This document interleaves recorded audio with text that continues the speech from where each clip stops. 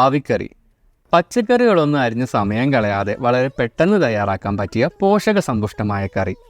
ആദ്യം തന്നെ ആവി പാത്രത്തിൽ 2 സവോള, തക്കാളി, ഇഞ്ചി, പച്ചമുളക്, വെളുത്തുള്ളി, ആവശ്യത്തിന് വെള്ളം ഒഴിച്ച് ലേശം മുളക് പൊടിയും ചേർത്ത് വേവിക്കാൻ വെക്കുക. ഇനി ഒരു മിക്സിയുടെ ജാറിലേക്ക് 1/2 കപ്പ് ഗ്രീൻ പീസ്, ഒരു ഉരുളക്കിഴങ്ങ് ചെറുതായി മുറിച്ചത്, ഇഞ്ചി, മല്ലിയില എന്നിവ വെള്ളം തീരെ കുറച്ച് അരച്ചെടുക്കുക.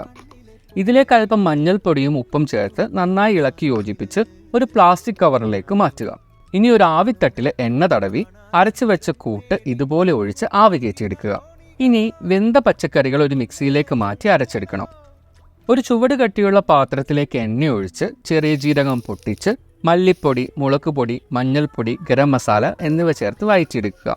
ഇതിലേക്ക് അരച്ചു വെച്ച പച്ചക്കറികളും കൂടെ ചേർത്ത് നന്നായി വഴറ്റിയെടുത്ത് ആവി കയറ്റിയതും കൂടെ ചേർത്ത് കറിക്ക് ആവശ്യമായ ചൂടുവെള്ളം ഒഴിച്ച് പാകത്തിന് ഉപ്പും ചേർത്ത് തിളപ്പിച്ചെടുക്കുക.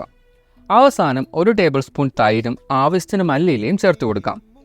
ഇനി ഒരു പാത്രത്തിലേക്ക് നല്ല നൈസ് പത്തിരി എടുത്ത് അതിൻ്റെ മുകളിലേക്ക് തേങ്ങാപ്പാൽ ഒഴിച്ച് നമ്മുടെ ആവിക്കറി അങ്ങോട്ട് മാറ്റി എല്ലാം കൂടെ ചേർത്തൊരു പിടി പിടിക്കണം. സംഭവം റെഡി.